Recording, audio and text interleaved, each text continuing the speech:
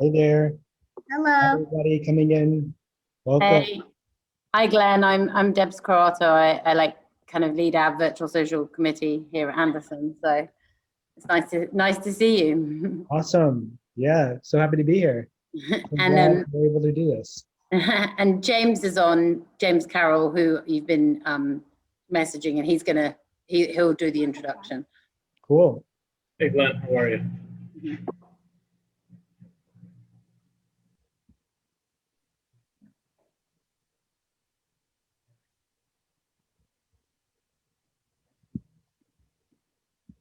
Jim, you might just want to let everyone know that it's being recorded. Yes. Yeah, I will. Oh, okay. You next. Okay, cool. One of you, yeah. Yeah, I could go through some of the ground housekeeping rules. It's no problem. Perfect.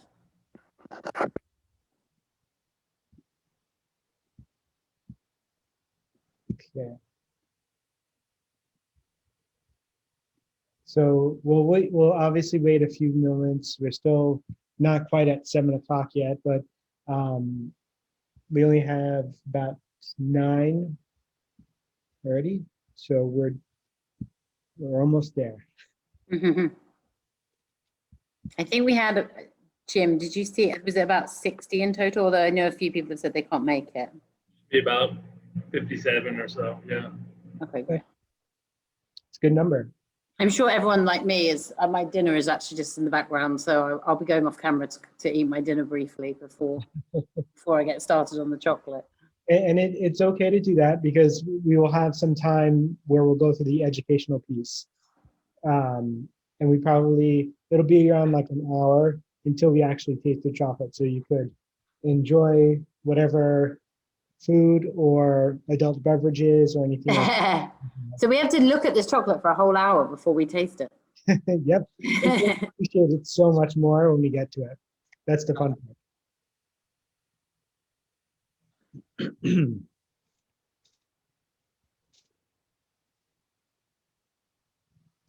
Okay.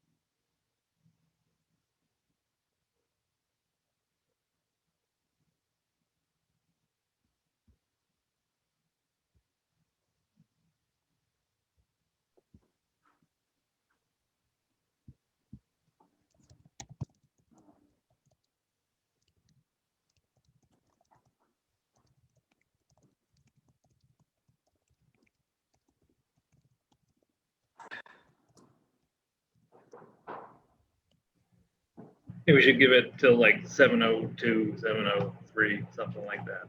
Perfect. Yeah, I just sent out a chat message to everybody. We're gonna take a few more minutes to let everybody in.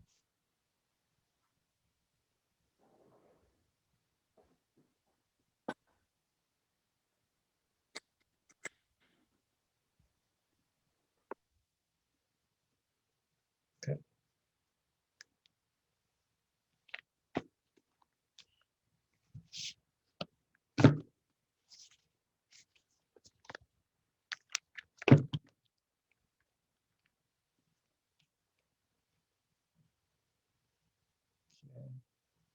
We're about 27 so far. Few more minutes. That's not bad. It's just 7 o'clock now, so Yeah. we'll see a few more people join. Mhm.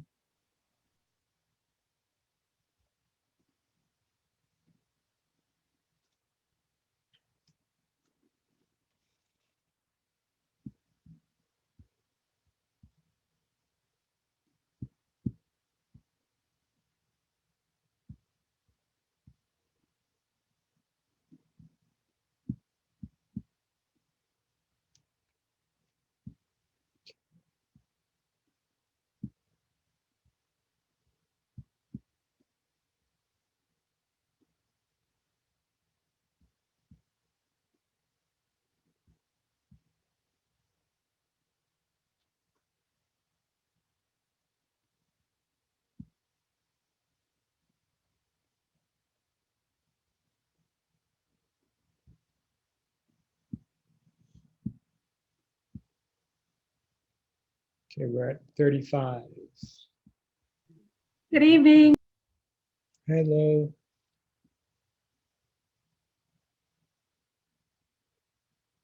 We're just going to be a couple more minutes until a few more people arrive, and then we'll have a few introduction notes from James, and then we'll move on. We'll go on, get into it, have some fun. Oh, Rich, I see you're here. I'm here. I don't miss chocolate. Are you joining us from vacation? Yes, from home, but vacation. Actually, I think my daughter may join in a little bit. Nice. Great. My husband's joining too, but we're both just eating dinner, so he's off camera still because I don't mind eating, but I felt that was unfair of him to be on camera eating. Rich, it's nice to meet you virtually after all the conversations over the months. Yeah, exactly. Good to meet you.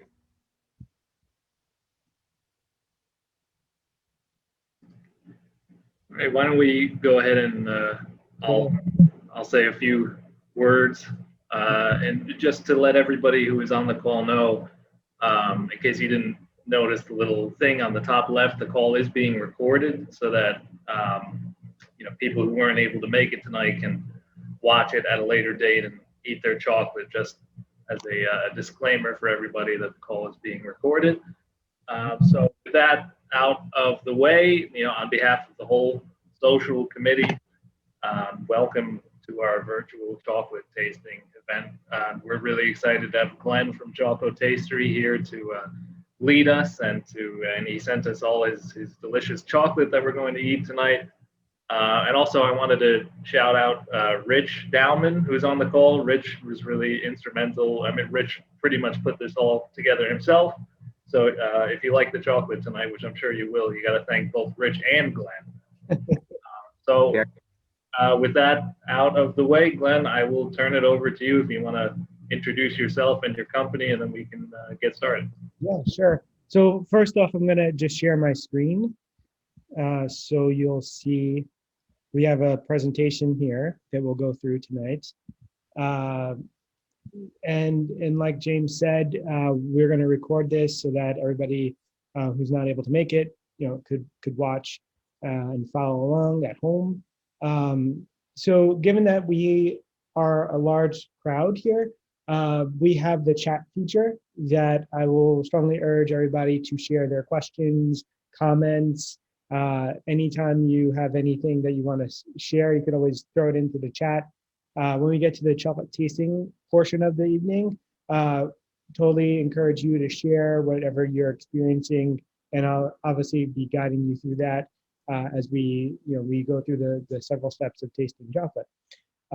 So for me, those are the housekeeping rules, and I want to just thank you, everybody. Thank you to Rich and everybody for joining, and let us begin. So we'll just take a few moments to go through what the expectations are of the evening. We'll get a little related. You'll learn a little bit about myself and Chocotastery, and then we'll jump into the chocolate. We'll have some questions to see where everybody is with where they are and chocolate knowledge, and then we'll jump right into where cacao is grown, and then into the chocolate making process, which would be the bulk of the educational piece tonight, and that'll be from origin all the way through to the packaging of chocolate, which we'll then talk afterwards about, and then we'll go into the tasting and wrap it up. Okay. All right. So who am I? My name is Glenn Petriello. I am I've been in the industry since 2009. I've made my own confections and my own chocolate. I've worked at a chocolate factory and cafe for a chocolate company in Seattle for about 8 months back a couple of years ago. And that, I'm based in New Jersey in Hoboken. So I know some of you from the packages I send out are local here. So go Hoboken.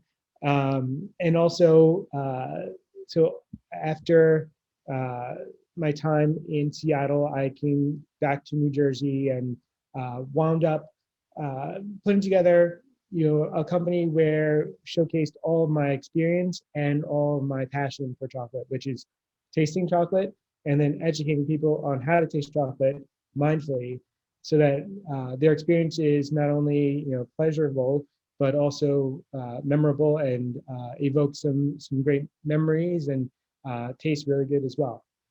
And also there's the appreciation factor for what we're about to experience tonight. So that's just a little bit about me. Again, thank you so much for being here, and to Rich for reaching out and all that. All right, so utilizing our chat feature, the chat window, feel free to answer if you do want to. The first question I have posed is, where do you think chocolate comes from? And as you think of it, there's two possible answers to it.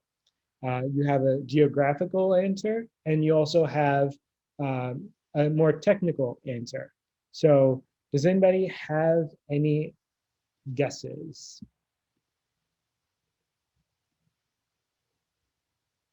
All right. So if you see me, just so you know, if you see me looking away from the camera, I just have a second screen with the chat box there. So I'm making sure I don't miss anybody's messages and questions. All right, so we're getting a bunch of chat messages in. So Melissa is saying cacao and Brazil. Debs says South America. Southern Hemisphere from Chris. Cacao seeds from Alexandra. Okay, that's a good one. And cacao, cocoa, awesome. All right, yes. So it comes from a cacao tree. That's the technical.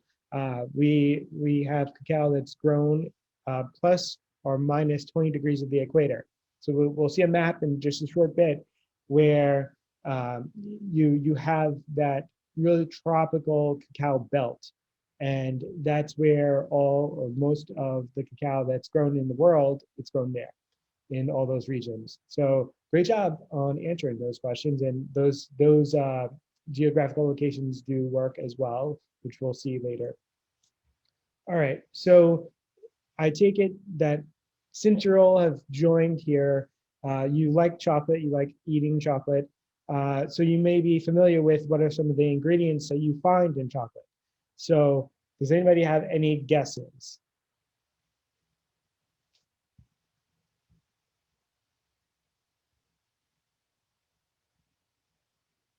All right, so we have, all right, so we have milk, sugar, cocoa mass, organic cane sugar. Okay, yeah, so sugar is a main one. And then we have the cocoa mass, which is the chocolate liquor. It's an industry term, but it's just the refined down cocoa nibs, which we'll talk about in a bit. We have sugar, and we also have cream as an ingredient. So not necessarily cream, and we'll talk about that as an ingredient when you have like a liquid. Like if you were to have a milk chocolate bar, there's milk powder in there. We don't have the actual like milk. So the same thing coincides with cream. It's the way that the actual liquid works with the chocolate. It'll seize up. The sugars will absorb all the liquid and just become a rock, and you wouldn't be able to use it. So it's all in a powdered format for milk. And I'm not sure about cream, but I'm sure there's somebody out there in the world that's used cream in their bars as some type of inclusion. All right. So we have a question: is Hershey's chocolate real? That's a loaded question, and we'll get to that if you want later on in the presentation and the experience. But good question. Good question. It's about 8%, 7 or 8% cocoa, compared to, if you look at the bars we'll have today, ranging from 84 to 70%. It's far way off from that. So we can talk more about that though. So remind me later on in the presentation. All right. Cool. All right. So the next question, what gives cacao its flavor? And for all those that may be familiar with the wine industry, there's some similarities there. But there are several factors, both from a technical process standpoint and other standpoint. So does anybody want to make a guess or two on what actually gives the cacao its flavor?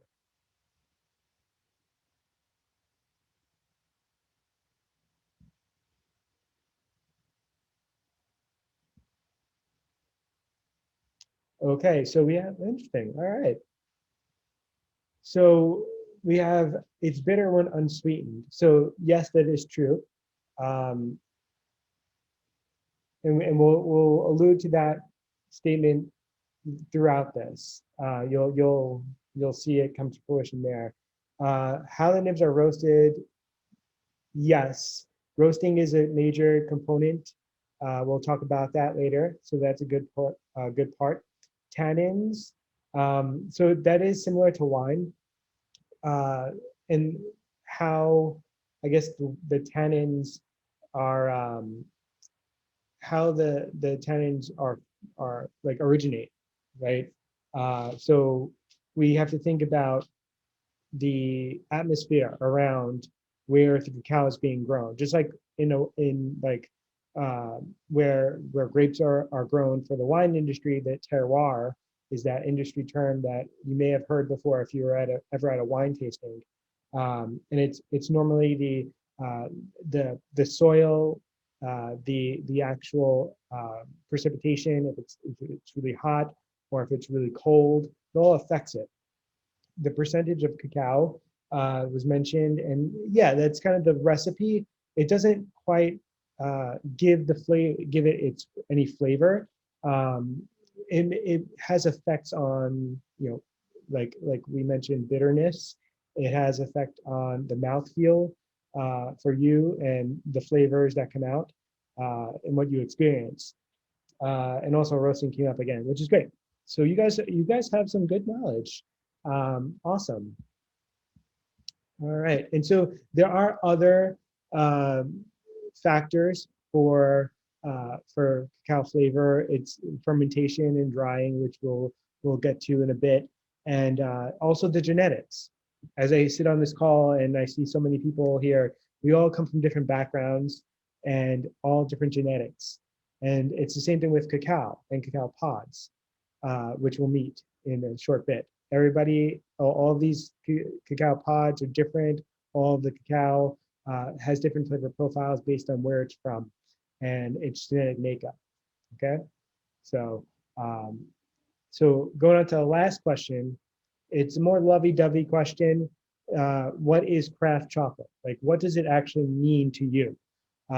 Think, craft, the craft beer movement, the craft chocolate, obviously, but also the craft wine movement, the small makers who are making all of those. All right, so Deb actually made a good comment. It's the fancy stuff you don't get in Stop and Shop. I mean, yes. You will definitely be able to get it in some specialty markets. That's where they do a lot of sourcing. They place a lot in those types of markets and stores. So we have small batch sold on Etsy. I only know a couple of people who actually sell on Etsy. A couple of friends. Specialty added ingredients. Yeah. We'll get to see, like, the recipes are quite basic. The number of ingredients in chocolate we'll talk about when we go through tasting. But when we add on other inclusions, they're also paid attention to as well. All right. Awesome. All right. So as you'll see, here's a map of where cacao grows. And so, as you can see, this middle line is the equator. And then you have above and below 20 degrees, the Tropic of Cancer and Capricorn. That's where most of cacao is grown. You'll see on the legend here, the green is fine flavored cacao, and red is bulk and basic beans, your commodity beans. And then the bluish purplish shade is fine flavored and bulk combined.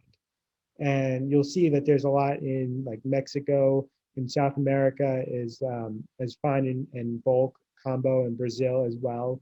But I want you to see like how the northern part of South America, has a lot of fine flavored cacao, in Central America as well.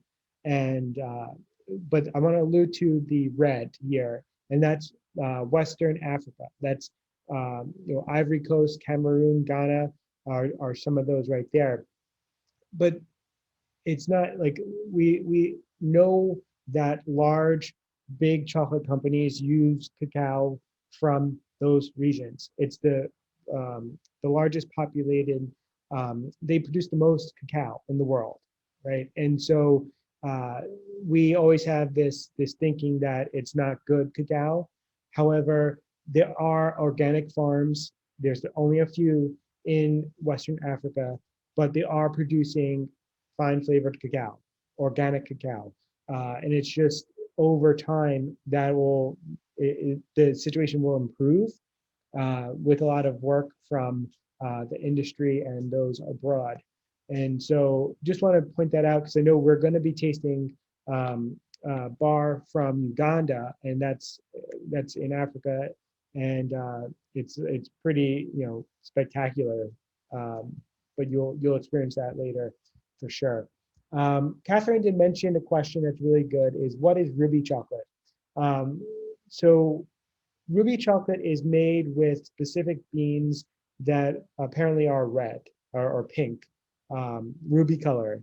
And so even though there's a lot around it that still is not quite settled within the craft industry, a lot of bigger chocolate companies are taking hold of it and grasping it and producing bars and confections with it.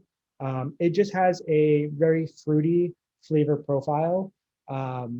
However, most beans, they're going to be just dark, beans. We'll see these beans over the next couple of slides.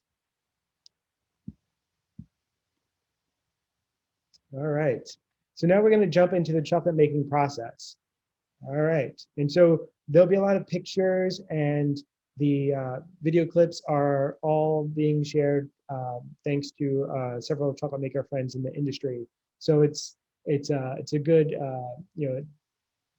the trip right into the origin, into chocolate factories to get an idea of what goes on.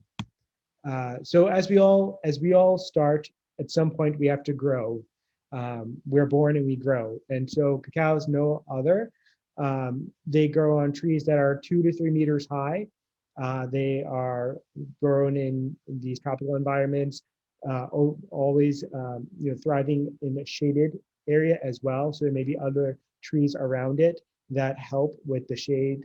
And as you see, there's branches that could vary in size. So these are some photos from a couple of different origins from Bến Tre, Vietnam, and Costa Rica, where I saw these pictures and I kind of fell in love with the growth of where cacao comes from. And on this left side, you see all of these little little flowers that are growing. These are all little mini cacao pods, like this one right here. They're all green. They all start in the green color, and they all sprout after being pollinated by midges. All right, and so these budding flowers could be anywhere on the branch. It doesn't have to be all together. Just so happens there's a lot that's here, and there'll be a large cluster. And as you see on the right side, with the ones from Costa Rica, you can see that there's a cluster of a few. And you can see that there are also all varying sizes of cacao pods. And so that's the beauty of it, that everybody is unique, and so are all these cacao pods. All right.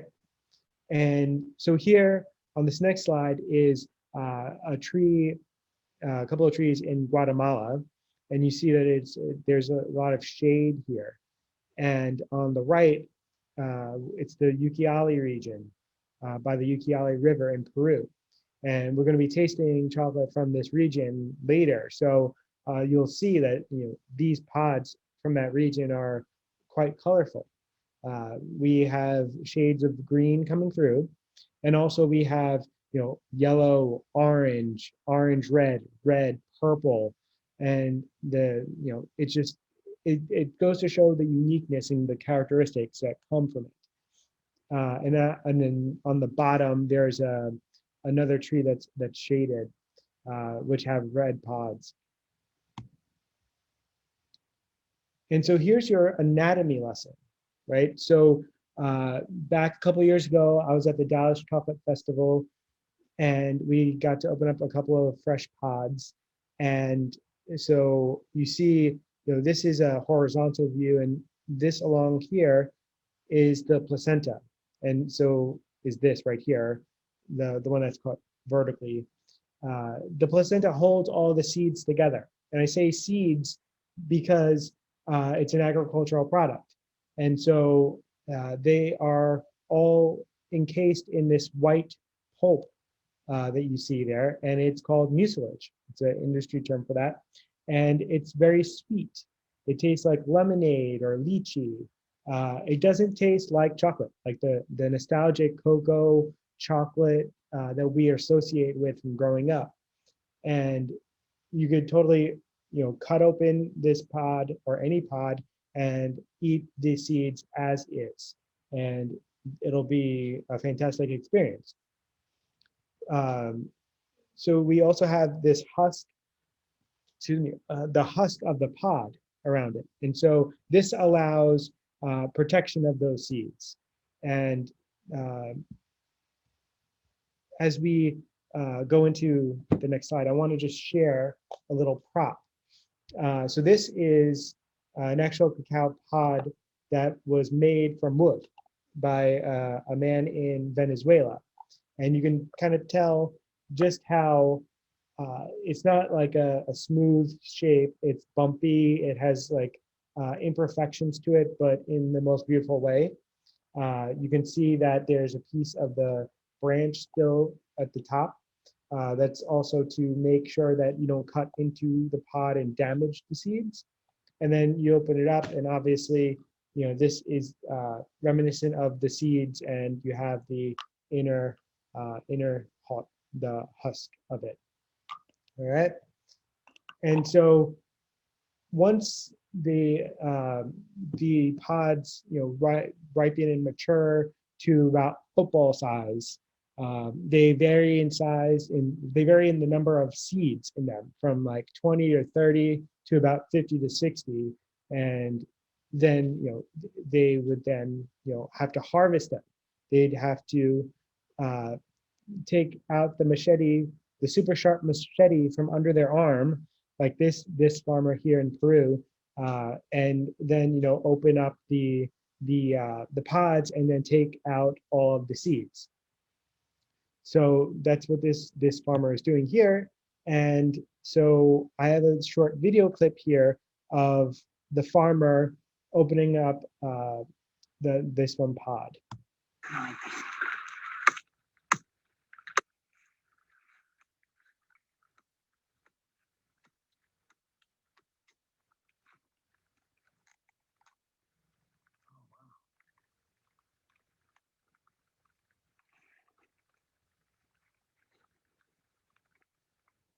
And you could see here, there's that essence of the green color that was their color at birth, when they started growing. And then you can see that as it turns more of yellow, and then you have the seeds, held together by the placenta, and you can just see that like if you were to cut open these seeds right now, it would be like a purple color. And I also included this video. So the Goodnow Farms chocolate team, they're based in Massachusetts. They went on a couple of different origin trips and shared their videos with me. And so they went to Ecuador to Esmeraldas, and this is a family farm. They're well known in the industry, and so there's one cacao expert who's very knowledgeable about fermentation and drying protocol and method. And he goes around the world to these cacao origins to help them improve the quality of their beans, which in turn increases the going rate, the price that they can get for all their wet cacao when they do sell it. And so he's taking the team around, and he shows us a very unique way of opening up a cacao pod. What are we doing, Dan? Harvesting one of the few pods we have hanging around here, so we can take it.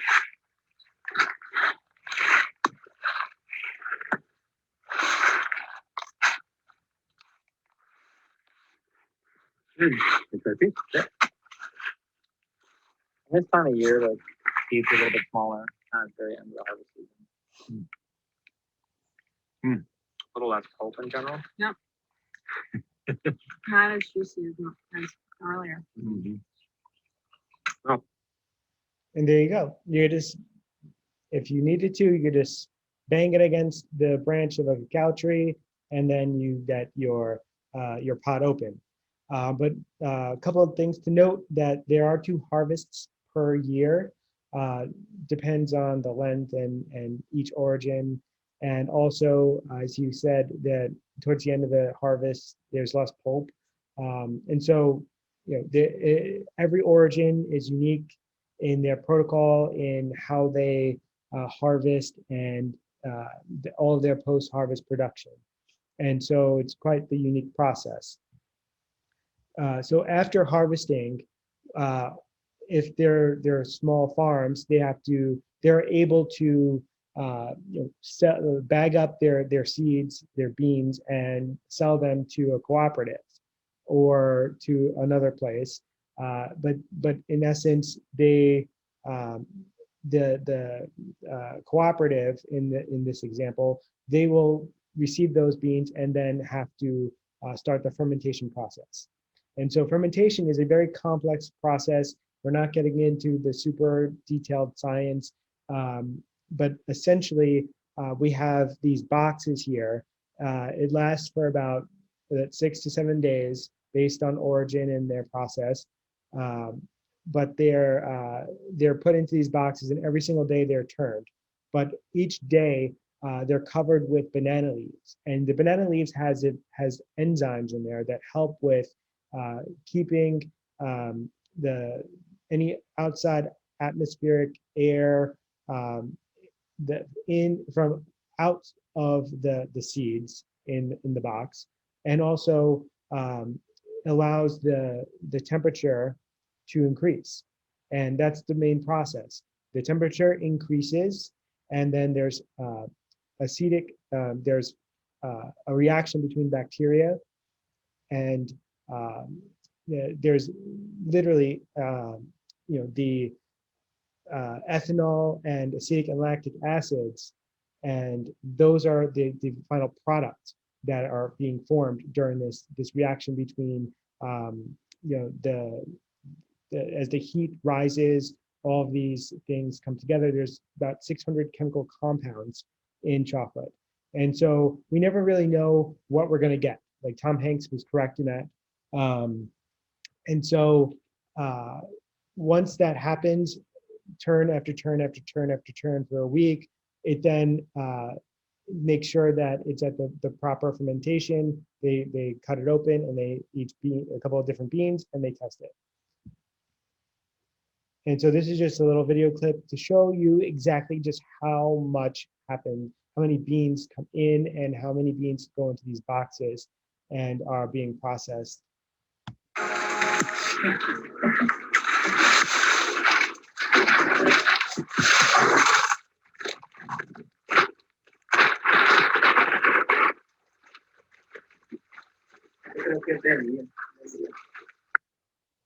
right, so that was a bag, possibly maybe 50, 60 kilos, a little over 100 pounds. So these are probably able to get 500 to 1,000 pounds of beans in them. And so what we have in this next video clip is from Letterpress Chocolate when they went to Peru. There's entire lineup of their boxes. And so with this, you'll see that they're at the beginning, they're covering with banana leaves, and this box is being prepped and ready to be covered in these banana leaves. And then the next two are just the transferring of beans from one box to another by shoveling, by hand.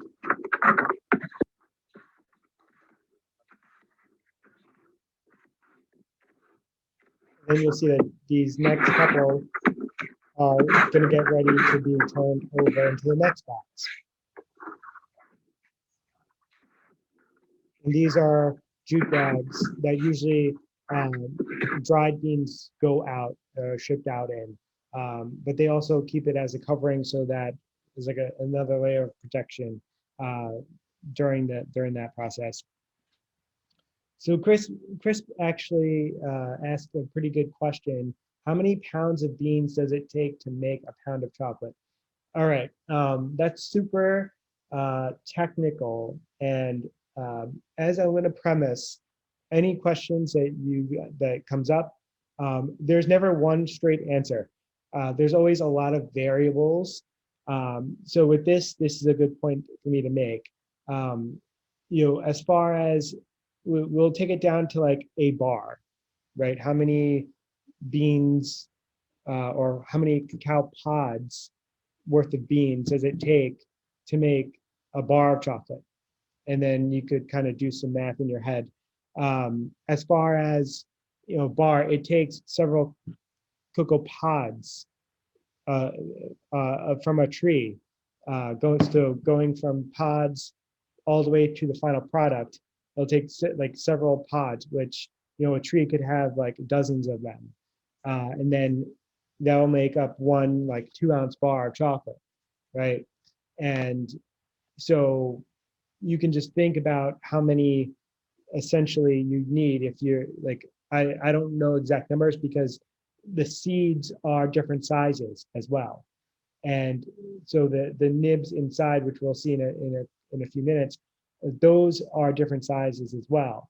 And so during the entire process, you lose some mass off of each bean from the moisture that's going to be coming off through fermentation and drying, which we'll talk about next, all the way through the process. So it's not a clear-cut answer, but it takes several, I would say, dozens of cacao trees worth of pods to make a pound of chocolate. And that was kind of like a long-winded answer, but it's more than just knowing just a clean number. All right, so we're going to jump into the next part, which is drying. And so also, if anybody else has any questions along the way, feel free to put them in the chat. And I'm totally able to stop at any point for them.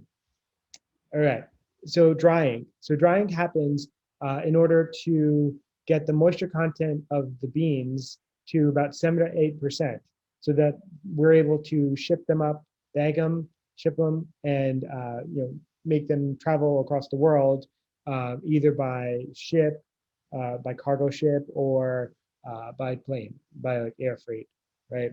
And so there's a couple of different methods of drying. Some areas of the world that don't have as many resources tend to just throw the beans on banana leaves on the side of the ground, sometimes in the middle of the street, side of the street. And so they just make do with what they have. Other origins have established cooperatives who have resources, they're able to create these drying beds that are small enough that you could use your hand to move the beans around. That's what we want to have happen here, is moving the beans around so that there's no clumping that occurs. And here in Ecuador is the same farm that we were at before. Their drying facility in their property has these massive drying beds, and you can see there's a netting underneath that. So you have air coming through the top and the bottom, and any broken ones will fall through.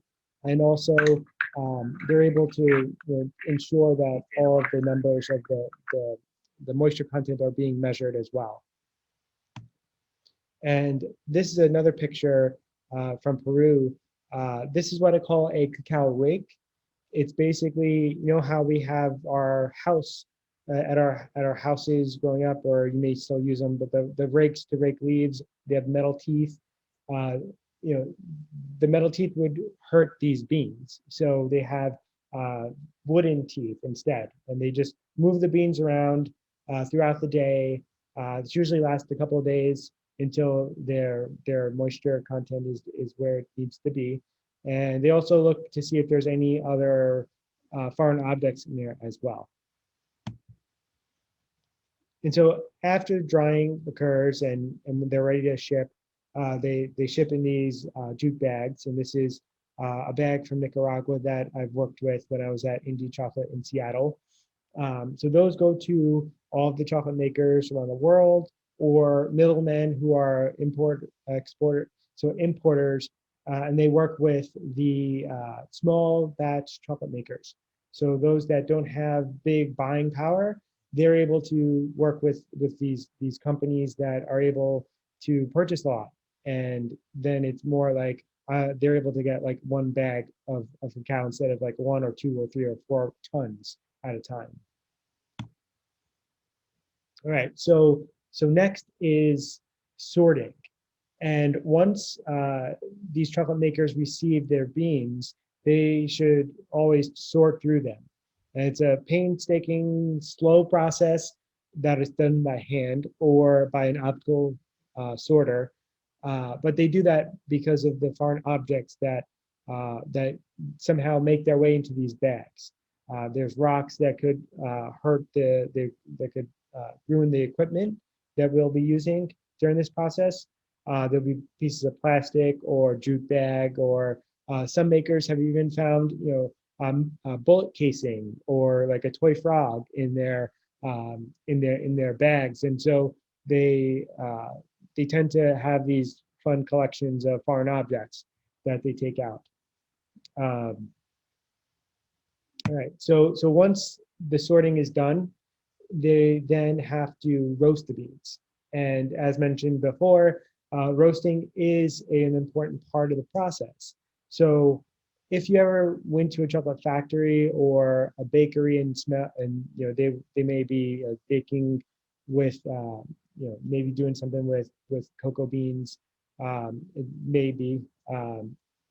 Either way, maybe you hear of, it smells like brownies. You get that nostalgic feeling of the rich chocolate coming from it, and that's great. However, if you ever smell roasted cocoa beans smelling really nice, then you've gone too far.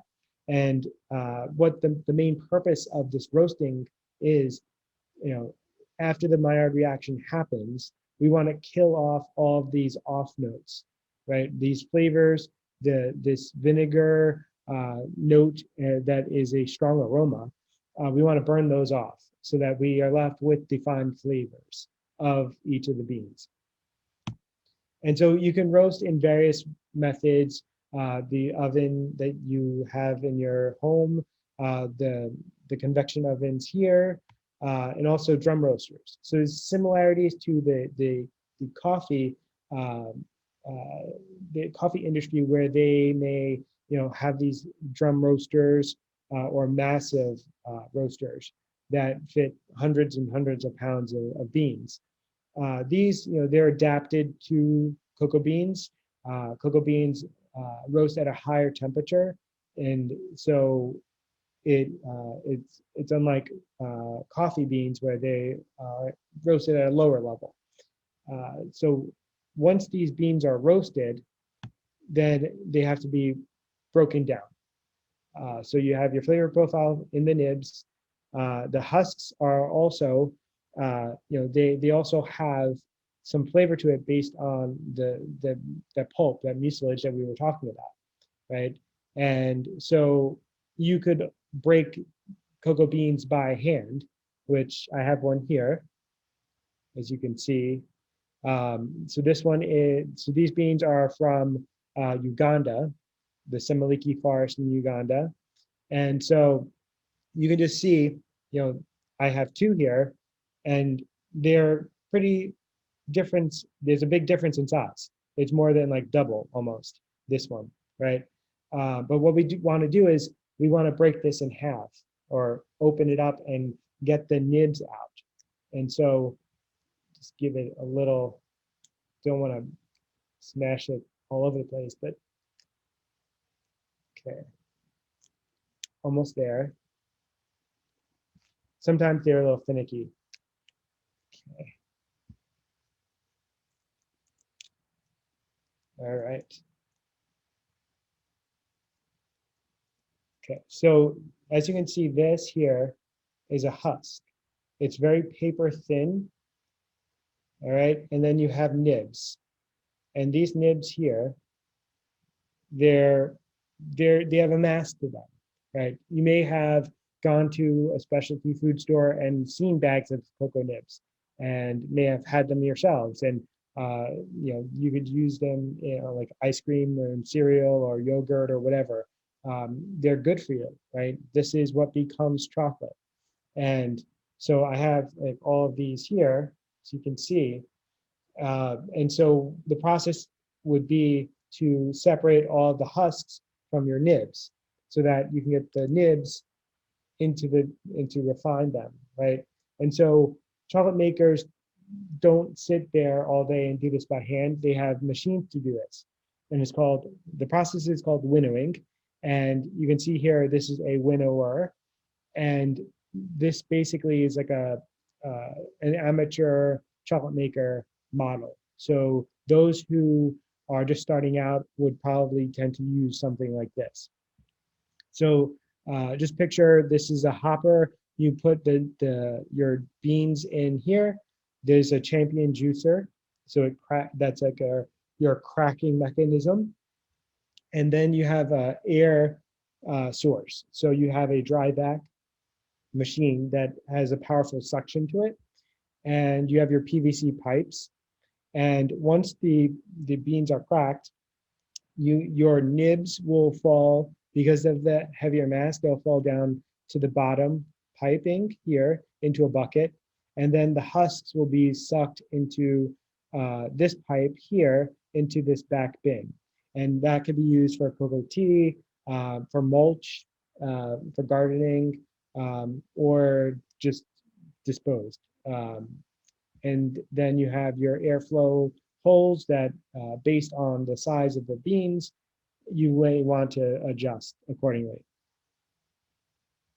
And so this video clip from Goodnow Farms, they have a machine that could do roughly, I believe, 30 or so kilos an hour with regards to breaking and winnowing. So you'll see it's a similar process. There'll be a mechanism that as it scans down, you'll see it'll crack the beans, and then there's several layers based on the size of the nibs that they'll just vibrate, and all the husks will be sucked through these portals and go into this back bag, and then the nibs go into a bucket.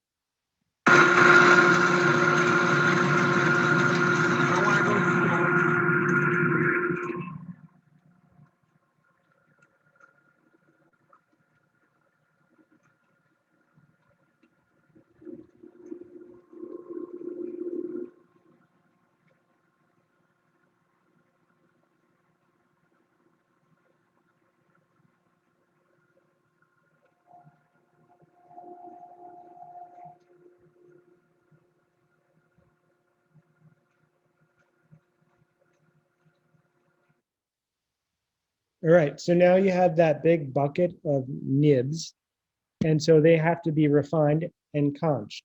And so this is a very important part of the process because this is where it all comes together. So you have there's various methods of refining via different types of machines. We have melangers here, and so these machines do refining and conching. So here is a tabletop version that does maybe like an 8-pound batch of chocolate at max. Here on the right is one that does probably 100-pound batches at max capacity. And so here is your fun Zen moment where you obviously see that this is inside of that 100-pound machine. And so you have what goes on here is the nibs are being broken down as the wheels turn. So there's stone wheels that rotate on top of a piece of stone, and then the heat and the friction then melt the cocoa butter in those beans. Okay, and the cocoa butter is the fat of those beans.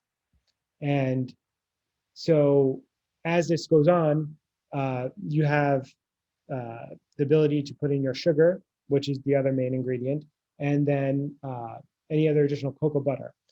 Sometimes chocolate makers add in a bit of cocoa butter to make it a little bit more viscous and more of a smoother mouthfeel.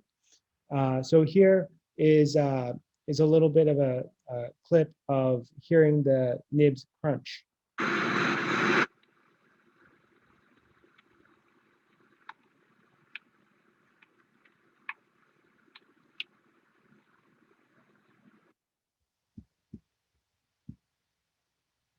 All right.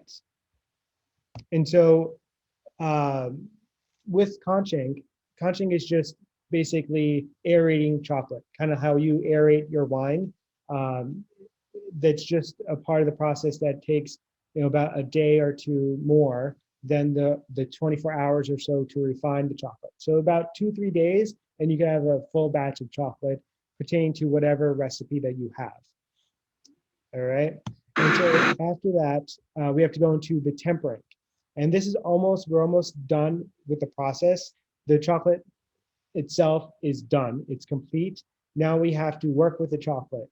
We have to make sure that all of the fat and the structure of it is melted down. And then we have to build that structure back up. And so this is hand tempering that I did when I was making my own chocolate a bunch of years ago.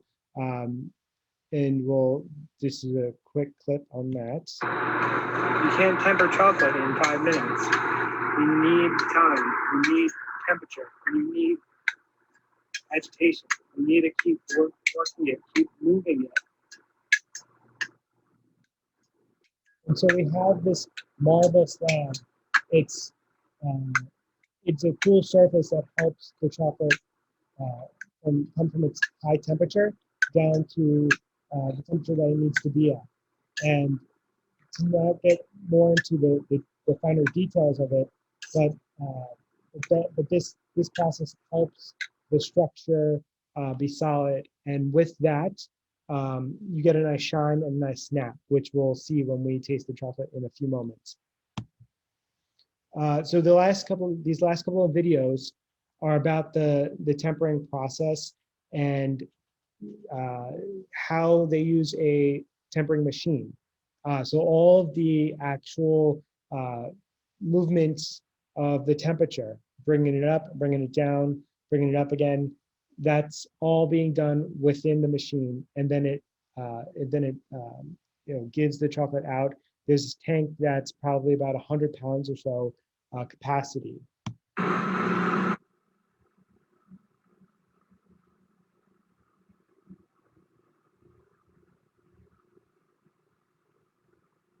And so over here on these sides, these are vibrating tables. So once the bars are molded, they go on this table where all the air bubbles are coming to the surface. They're popped because we don't want to have chocolate with air bubbles in it or anything like that. Not that there's anything bad that will happen with the chocolate.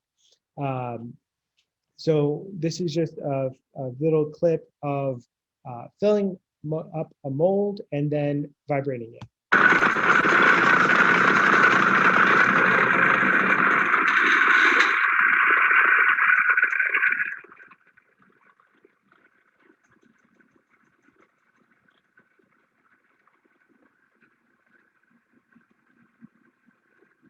And so at this point, these will vibrate for a few moments and they'll go into a cooling cabinet. And after a while, chocolate in a polycarbonate mold retracts. So this means that now the chocolate will be at a specific temperature range, cool enough that you just tap the mold and it'll just come right out.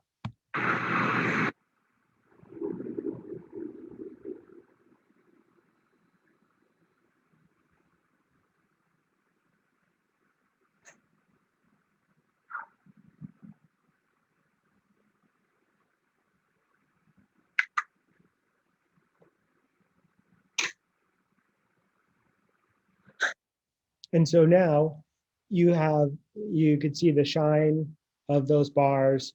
They'll get packaged up. And this is where the process ends. And then the chocolate maker and their team have to wrap each of these bars up. And Goodnow Farms used to wrap each by hand with foil. And now the growing trend is being more eco-friendly, being able to just put in a pouch, a clear pouch, an eco-friendly pouch, and then include it in with whatever packaging they have. With this, this video clip from a couple of years ago, before they switched over, I just wanted to share just how much goes into it, the fine time it takes for each fold and how pretty it looks once it's ready to go. I use that line as a joke because when I was right after Andersen, I worked at a local production company here in Malta, and we would do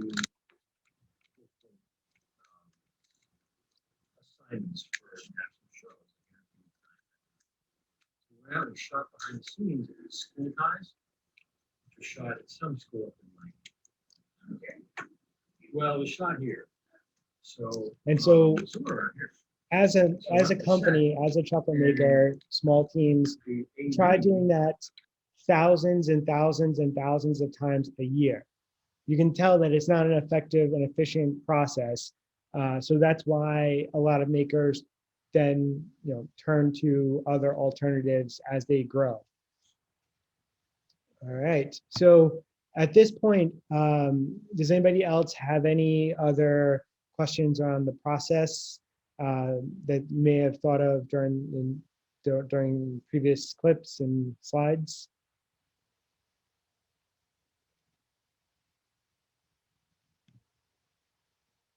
All right, so if you do have any, just throw them in the chat.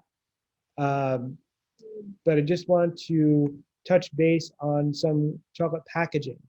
What, as consumers, we look for in packaging, and there's some little differences along the way that share with the branding and the specific pieces of information about chocolate that's important to know, but it also gives their personality and alludes to a lot of what you can expect, right? And so just quickly want to go through some of these makers and their bars because you could also get some great chocolate suggestions from this, and also explore further afterwards.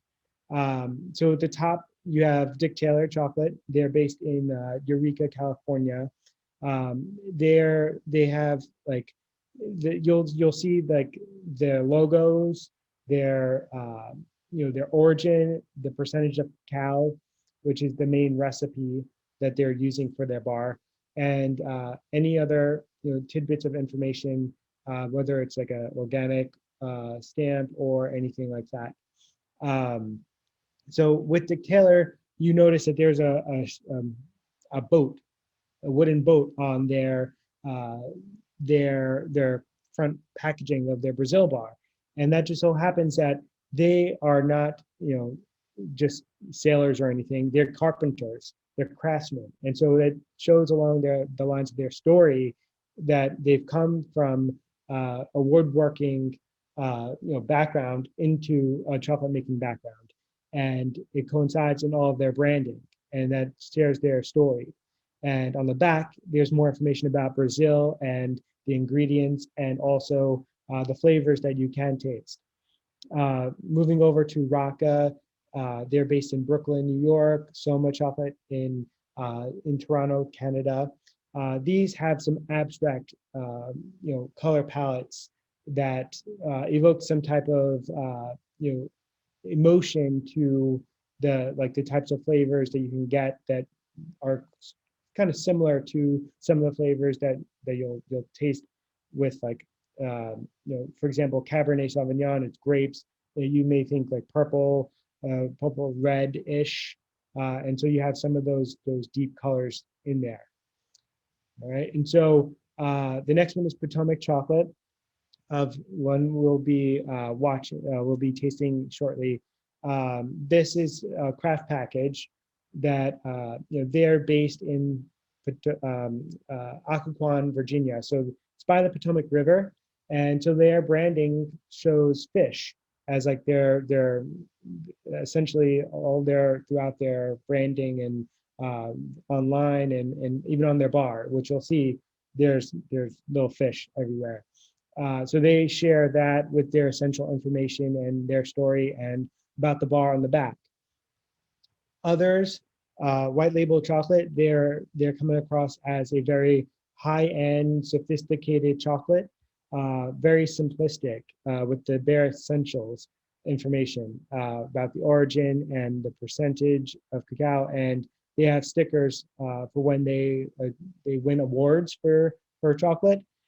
They have stickers on them as well. The next one over is the Castronovo chocolate bar. It's a white chocolate bar with lemon oil and lemon sea salt.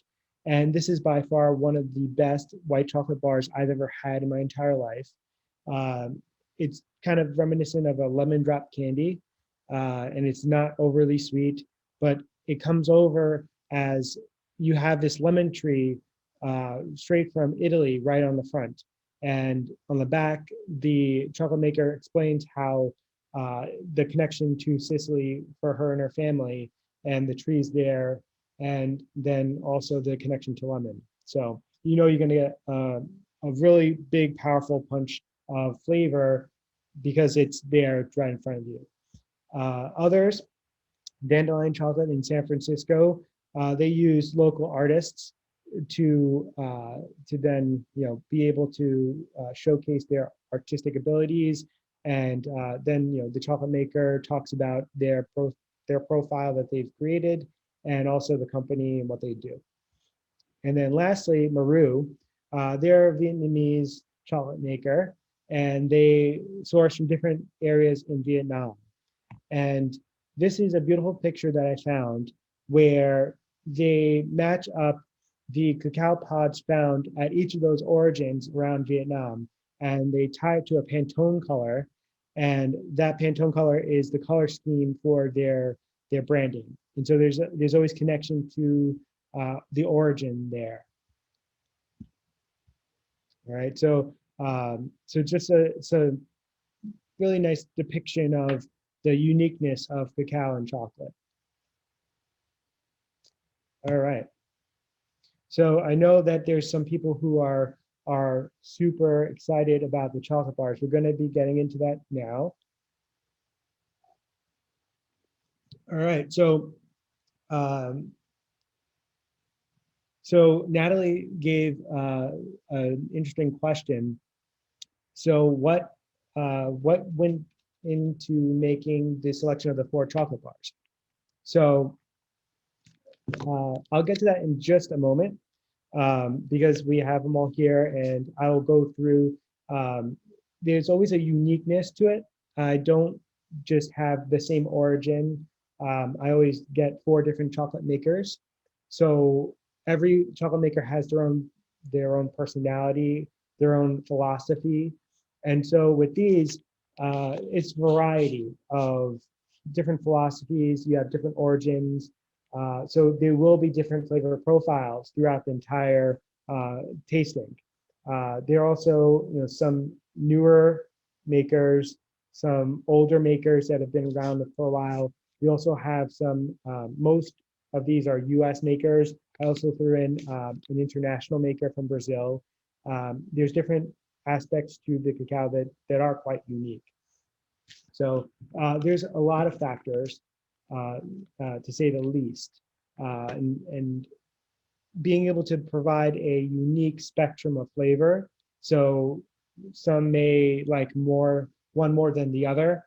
And that's kind of where I want to go with the bars that I curate for tasting. So I hope that answers it, Natalie.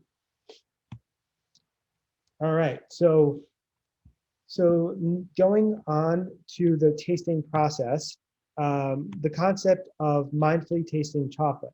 And so for this section now, this part of the process and this experience, we want to look at why do we mindfully taste it, right? So if anybody wants to just share in the chat, why do you think it's important for us to take a few moments and take in different aspects of it to come to fruition on like a judgment for that chocolate, whether you like it or you don't like it.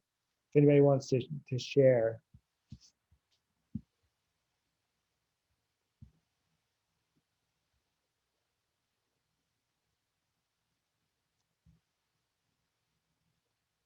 All right, so good point by Alexandra.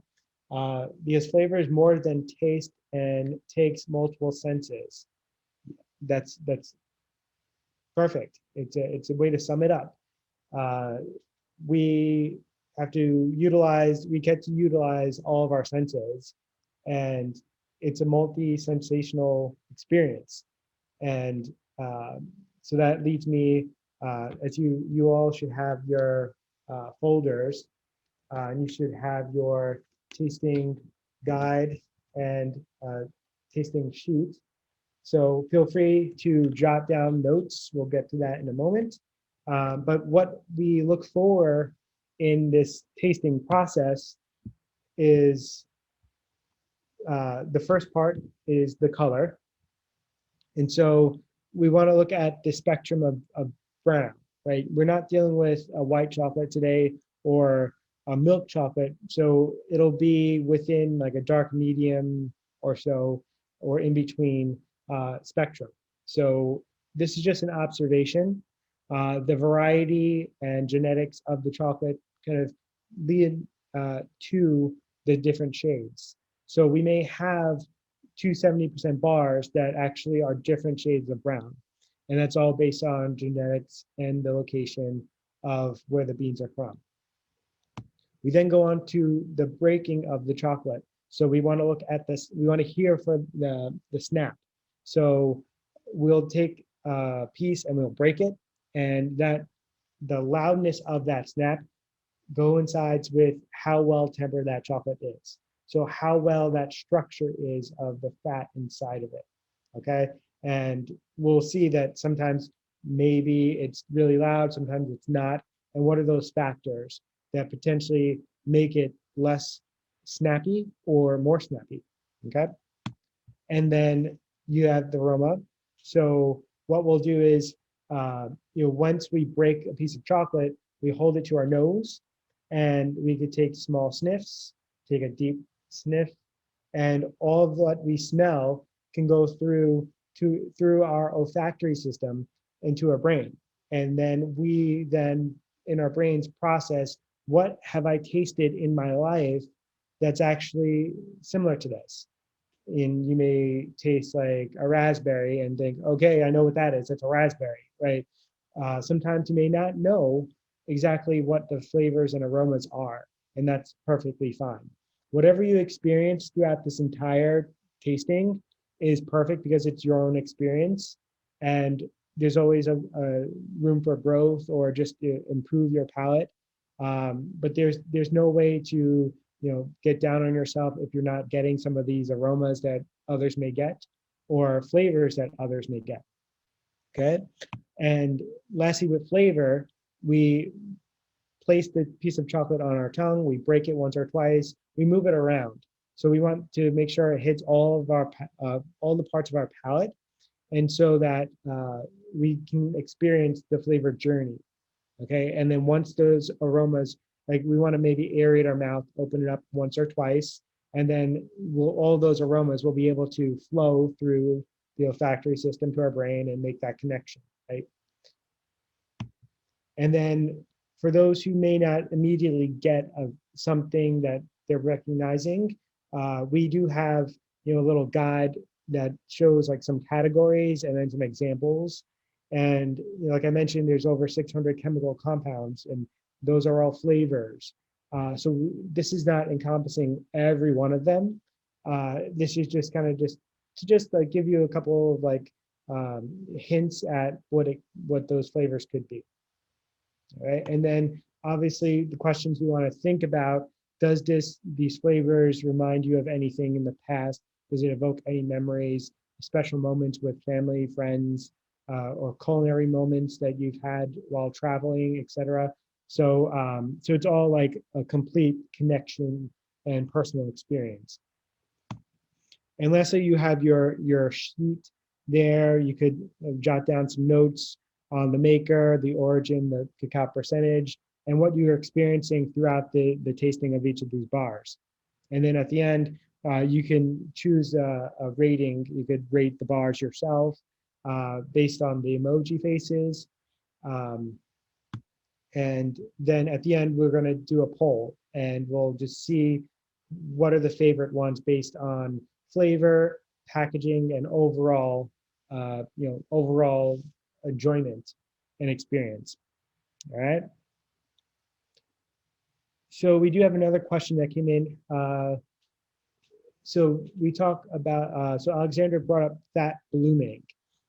So blooming is just when there's a change in like the temperature around where the bar is stored, and it's basically the fat coming to the surface. So it's like a film on the bar. It doesn't change the flavor of the chocolate itself, but it may affect the mouthfeel. Like you'd be tasting and experience a little bit fat on your tongue first, then the flavors as it melts. So it doesn't do a lot of change, but it's basically a cosmetic thing, and it's not going to change the entire flavor experience for you. Okay, awesome. So if you have your bars ready to go, we're going to start with Vesta chocolate. All right. So Vesta is a brand, I should say they've been around since the pandemic started. They're based in Montclair, New Jersey. And so this bar is an 84% bar from Toledo, Belize. And so basically there's a bean cooperative, My Mountain Cacao, that helps improve the quality of these beans. So for Vesta, and I just see we have an email, a question come in around choosing, how do you choose to buy when you go to Whole Foods? That's a really great question. If you don't mind, let's hold that to the end of tasting all 4 bars at the end, because I think it'll culminate with how we experience the chocolate, and we could definitely talk about that at the end. So if I don't get to that question before I realized I need to answer it, just send me a note, another chat note, and I'll bring that up again and answer it. But it's a really good question, really good. All right, so with the bar, So Vesta is a brand new chocolate maker. So the chocolate maker who started this company has been a pastry chef and a chocolate maker at another company in Brooklyn. You may have heard of Cacao Prieto. He then moved on and started his own business in February of last year. And so the par packaging itself may be quite basic right now. There's not many details on it outside of like the essential, percentage and the origin and their branding, right? But it is, I believe, a 3-ingredient chocolate with added cocoa butter and cane sugar. So, so as you see, let's start the process. As we look at the sheet here, where do you think the bar falls on the spectrum? Is it really dark brown or light brown? And feel free to put your answer in the chat. So we're seeing it's a dark brown. All right, great. A lot of darks. Awesome, awesome. All right, so now we want to do the fun part of breaking the chocolate. So Deb, here we go. We're gonna break off a piece of the bar and we're gonna, so this is an easy one because there's little sections, so you can just, partition it out however way you want to. So we'll break it. And mine obviously is, it's a little hot in here. I don't want to have my AC on like super high. You wouldn't be able to hear me. So it's a little bit warmer in here than normal, but on break lines, you may not have as loud of a snap as if you break in the center of a piece. So if you did that, like for myself, I hear it's like a faint snap, but if you want to share how snappy your bar was, you can go right ahead and share that in the chat.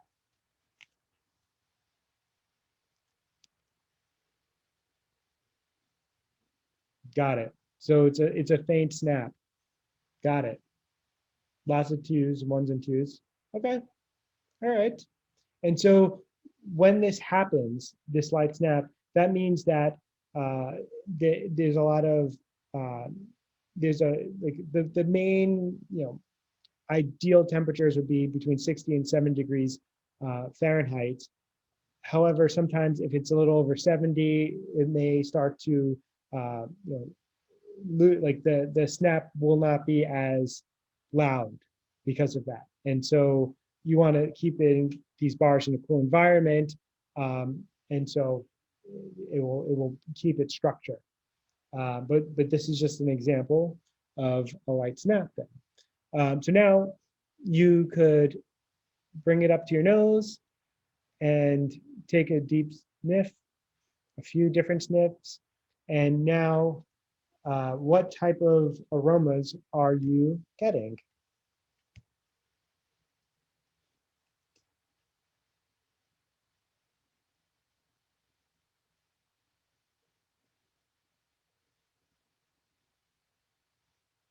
All right, so aromas are coming in.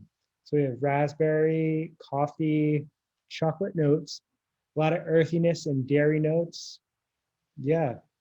And so here's the thing. And for me, like, there's no problem because I think it's a little, the bar, like for me, it's a little warm in here. So the bar is, it's giving off its aroma already, and it's a prominent chocolatey note for me.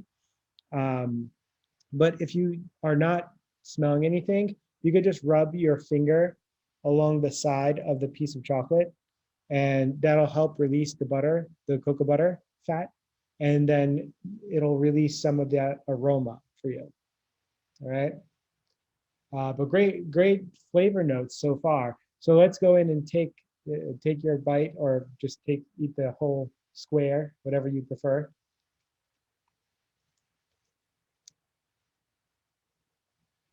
Break it up in your mouth, move it around, open your mouth once or twice, let it melt.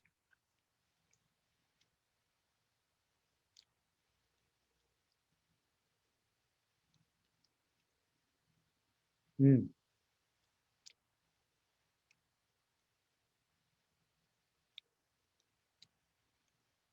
Mm.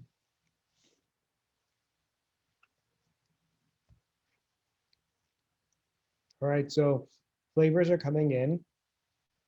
Feel free to share what you're experiencing as you get through it.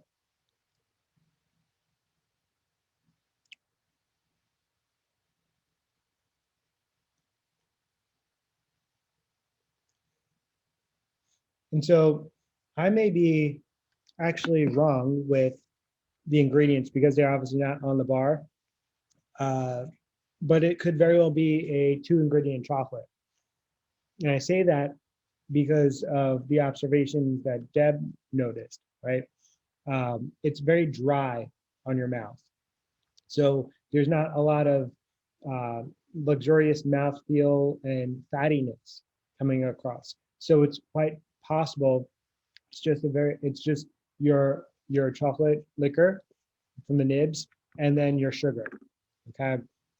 But some of these flavors are really, really great. So we have earthiness, spice, uh, woodiness. It is kind of a prominent note. There's some brightness to it, some fudginess. We also have, it tastes sour coming through. So yeah, so it's a wide variety, and whether or not you get some of these tasting notes, it's just cool to just take it in and don't get discouraged. Like I mentioned, like whatever anybody else may get, you can always go back to the chocolate afterwards and see if you taste some of these other notes. It's totally fun, and there's no hard rules that you can't, dabble back and forth as well. There's no like chocolate tasting police that'll come and get you or anything. It's supposed to be a fun, enjoyable experience. So yeah, so you want to enjoy it the most that you're able to. All right. So between bars, before going to the second bar, we want to just have a glass of room temperature water if you have that around. Just to take a sip, and then if you have water crackers. These are the Cars water crackers. They're just regular original flavor. So there's no added flavor profile to it. We basically want to use this as a protein to soak up all the fat that we just had in that bar. Okay. And with crackers like this, they tend to maybe get stuck in your teeth. So just make sure that once you finish that piece, that you just wash out your mouth with the water, and so you don't taste crackers the next bar. Okay.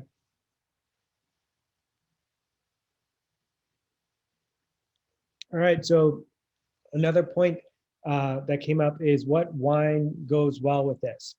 So I know that somebody emailed me about this um, during the week. And so I don't have specific pairings for each of these bars. One, because everybody likes different wines, and sometimes it's based on the flavors, right? So sometimes you have a red that has a lot of fruit that you want to not have overpower a very fruity bar. Sometimes you have a more nuttier chocolate forward bar where a red wine would, totally complement it. Also, though, whenever I've had other clients and tastings and they had wine with them, they always say that it one way or another enhances the mouthfeel of the experience. So if you do have any wines, uh, go for it, uh, and just see whatever you have in store in their house. That's the advice I gave to the one person who reached out to me, because at the end of the day, I may say, "Oh, this works well," but for you, it may not work because you may not like that flavor. But we don't want to have contrasting flavors as well. So we just want to be mindful of that. But it's also up to you at the end of the day. All right, so we have somebody who's using milk. All right, well, let us know how it is for the milk, if it has any effect on it, or if it just tastes really good. So Gabrielle mentioned bubbles are good for cleaning out the fat film in your mouth. I never knew about bubbles. However, one thing I do that I've been taught over the past oh, it's for your wine tasting. Okay, great, interesting to know. So maybe like a prosecco may work as well between it. Like and the way you want to approach it is taste a piece of chocolate, then grab your wine, take a sip of the wine, and then grab another piece of chocolate and see how it differs from the first to the second piece. And then you can always report back as well. Another good protein is subi polenta. So that's kind of like the industry recommendation for those who judge big chocolate award programs. They are tasting so much chocolate for their judging that they need something that is the most that's gonna like clean out their palate and move on to the next bar. And subi polenta does that. It's a powerful protein that does that. But I'm not gonna ask people to make subi polenta for tasting. So that's why I go with crackers. It's approachable and it's easy to get at the store. And if you don't have it, it's not the end of the world. Just, stay hydrated and drink some water. All right. So we're now going to move on to the second bar, which is Mocha Origins. This is a 72% bar. So it's going to be less bitter than the 84%, right? So we had what 16% sugar here. We're now up to 18% sugar here. So there will be a difference with this. All right. So as I open this up, their Mocha Origins is, they speak about origins a lot because they are both a coffee roaster and a chocolate maker. So this origin, Uganda, is a part of, their focus on cacao in Africa. And so with Uganda, you could see, they have a nice inside story about Uganda, about the folks in the cooperative, the number of farmers, the beans themselves. So you'll see that this is a variety of Forastero. It's one of the three major ones that we're all familiar with, as like the most basic. And then obviously a little bit about the geography of Uganda. So it's more of like an entire story that you're getting with the bar, which is really nice. And they're I think they're a 2-ingredient. They're actually a 3-ingredient chocolate. So you have your sugar, your chocolate liquor, and then added cocoa butter. And so here you have like an actual foil that they actually hand wrap. So they haven't moved on yet to any other wrapping, but their bars are quite pretty. It shows the Mocha Origin logo and coffee bean and cacao beans on it as well to represent the whole story of who they are. All right. So what we'll do is, how does this now compare, the color of this 72% bar compare to the 84% Belize bar? So let's see what everybody's thinking. Throw your opinion in the chat. Is it dark or medium brown, or how it relates to how the Uganda relates to the Belize? All right, so we're having a medium brown come through, a little less dark. Awesome, great. Less dark, closer to medium, but still dark. Yeah, less dark. I agree. All right, so we're going in for the break, and this is actually melting in my hand, so it may not be a large snap here, but let's like definitely report in what your snap is like. Yeah, that was like a 0 sounding snap. Yeah, not a good snap on my end here.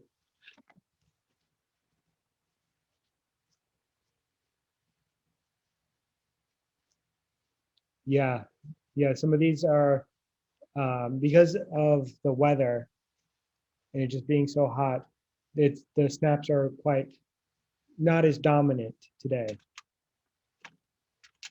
Yeah, we're getting 2s. Yeah.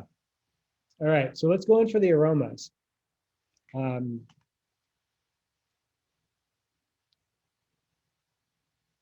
What is everybody smelling at this point?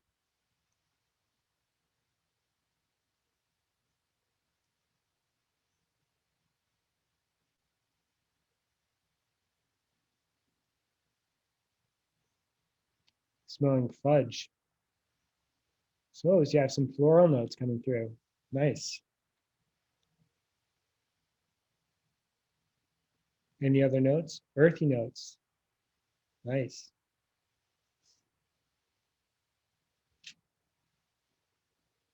All right, so with Forastero variety, it's very chocolatey and nutty forward.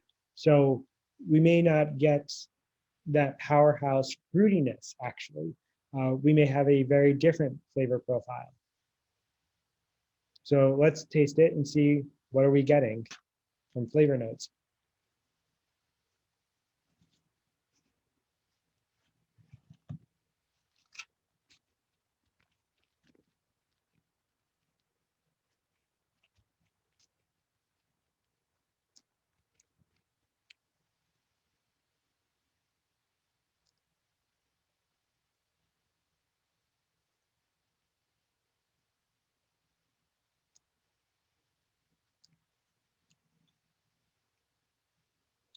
All right, so Kyle is getting some fruity notes. All right.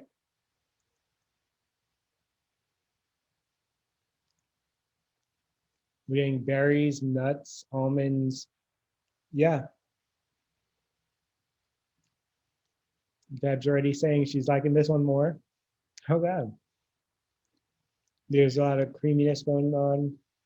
Interesting adjective, Nazima. Cadbury-ish. Nice. All right. So it's a wide variety, wide range. I'm just going to look at their the wrapper packaging. Sometimes they'll note the packaging flavor notes on it.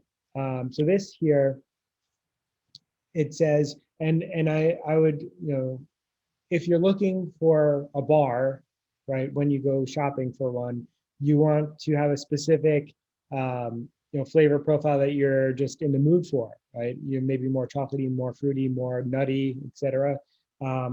You can see what they have on the packaging, but you shouldn't get discouraged if you can't actually taste some of these notes. That's just these are tasting notes that the team tasted. So they may go into a room, get some samples of the chocolate batch, and then taste it, and then they that's what they say. So it's always think in your mind, flavors that I may taste include, and then it says rich dark chocolate with tasting notes of red berry and chocolate ganache. So you have that luxurious, mouth feel from they added cocoa butter, and the ganache is basically an emulsion of fat and chocolate for chocolate confections like bonbons and truffles. So it's rich and decadent and indulgent, which I believe we could we did hear of like that fudginess before. All right, great. So any other comments about the Uganda bar?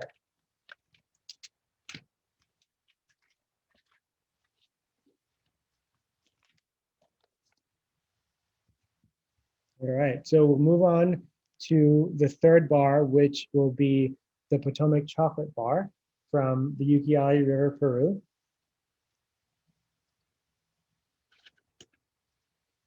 Be sure to cleanse your palate if you have that.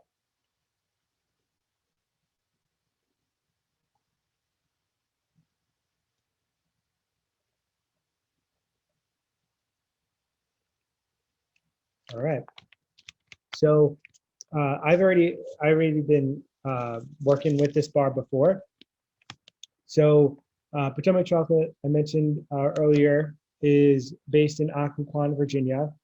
And this is a 70% bar, and this chocolate maker has been around for about like 10 years now.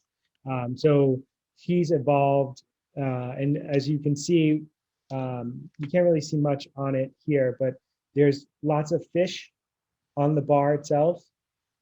This is obviously a bigger chunk, and at the bottom there was little fish that you may have already broken off, and he may be long gone already, and that's okay. But as far as we want to share, what color scheme is this? Is it lighter or darker than the Uganda bar, right? So it's medium, okay, medium dark, and you can see it's definitely much lighter than the Uganda bar, right? Yeah, we had some who agree. Yep, and even with the Belize, it's even lighter than the Belize, actually. All right, so let's go in for the snap. And so, when we are seeing these snaps, also want to look at the thickness of the bar as well. So how thick it is could, vary like by the minute amount, right? But this one is a little bit thicker, so there should be more structure to it. So let's try the snap. There you go. It's a little bit better. It's not sonic boom, but it's a little bit better. Well, that one was epic fail, but here, we're getting a little bit better in the chat. 3s out of 4. Yeah. All right. So once you have your piece, go for the aromas. Let's see what we are smelling.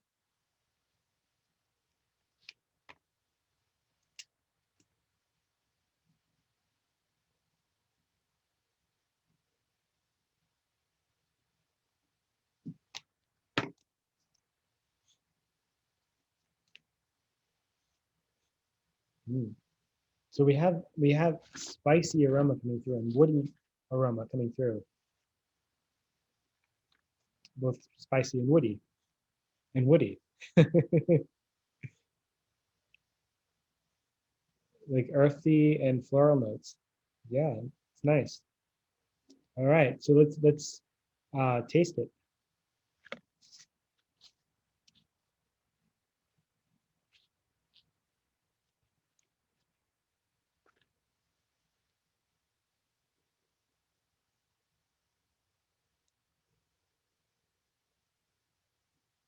Mm.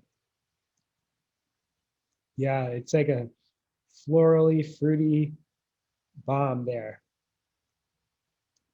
So lots of fruity floral taste, flavor notes.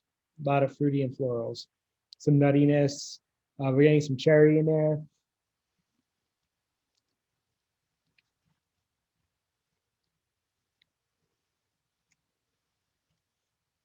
And we allude to the woodiness, right? That was like very prominent. Oh, and Gabrielle mentioned, a little smoky. And as you say that, towards the end, as it's just finishing, there's this like puff of smokiness that comes through and then goes away, which is quite unique in that whole entire flavor experience. What's really unique though is the woodiness that's then for some was like that prominent aroma note. With Peru, that is like a cedar note that's quite paramount throughout all of its harvests. And that comes from the fermentation boxes that they use for that process for that week, right? So when they scrape those boxes between each move of the beans, they never like clean that out. They basically they just scrape it down. Not that there's wood there, but the all of the mucilage, that pulp that is being rendered off, it still coincides with the beans. So it like infiltrates into the bean as just another flavor profile that you can get. And Nazima says, can we use this for baking? Yes, absolutely, 110%. You may need multiple bars, but if you want to have a very unique flavor profile based on whatever you're making and baking, go for it. Go for it. And Chris says it's definitely fruity. Yep. And what's interesting is, and this is to prove that sometimes whatever's on the wrapper is not necessarily what everybody would actually experience. So their tasting notes says fig, banana, cherry, and cedar. So you can tell like everybody got fruits and floral notes, but they didn't come out and say, hey, it's a fig, hey, it's a banana, right? Because we may not have made that association, which is all perfect. It's all good because you have all these other unique flavor notes that you did get. And Debs is saying, good for brownies. Yeah, totally. Great. I agree. All right. So I think we're going to be going on to this fourth bar now. Unless anybody else has any other questions going on so far, or any other comments about this bar.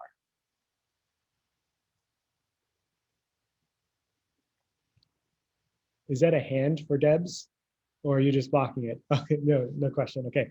All right. All right. So let's cleanse our palate if you have that.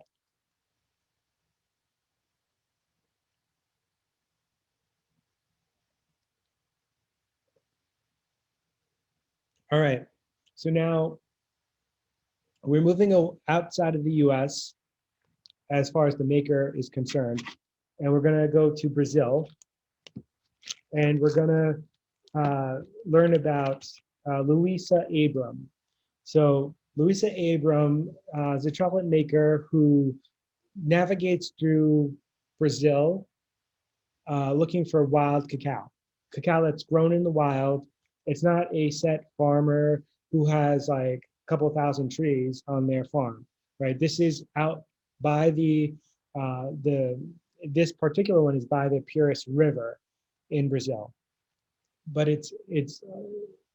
there's like a number of different origins, areas around the Brazilian Amazon, right? And so she sources their beans from there and then makes chocolate from it. And granted, her packaging is mostly in Portuguese because obviously mostly sold in Brazil, but there are some little tidbits here about the chocolate and the area in English.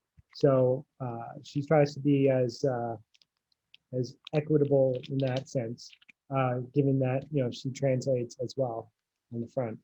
So here we have the 70% bar. I believe it is 3-ingredient chocolate. So it's the mass, cocoa, the chocolate liquor, the cocoa mass. Then we have the cane sugar and the cocoa butter from the Amazon. Okay, and so I've worked with this one just my last tasting as well. So you can see this here They have a nice mold with their logo in the center. And so I think it's time to compare. So this is the lightest, the Peru one. What do you think? Do we have a lighter brown?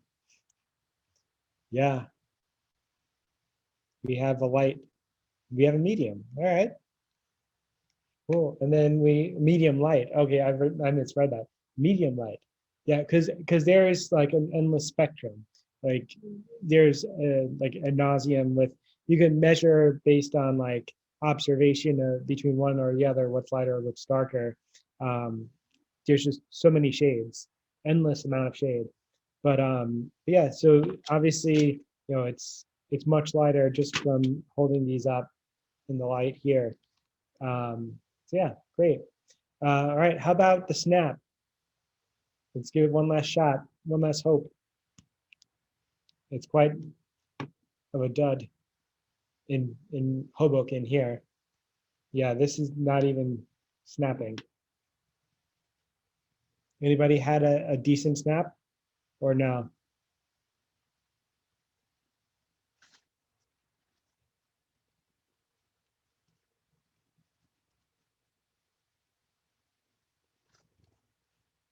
Oh, snappy in Manhattan. Okay, great. All right, so we're getting some solid snaps. Great.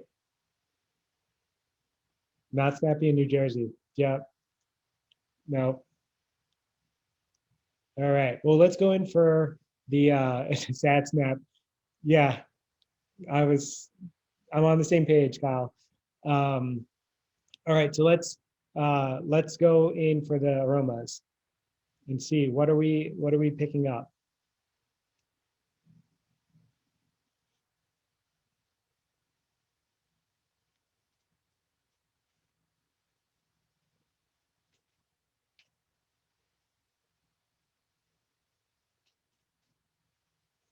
Yeah.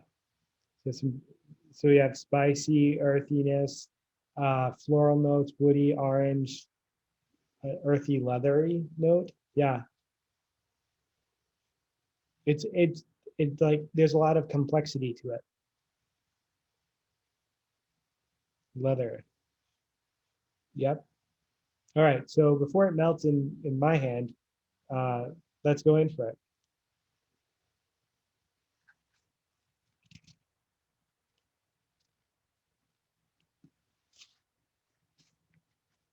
Mm.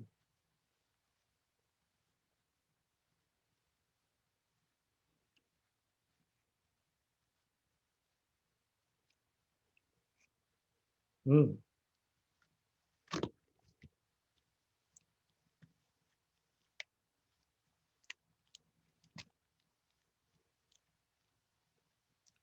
All right, so we're getting a lot of interesting flavor notes here.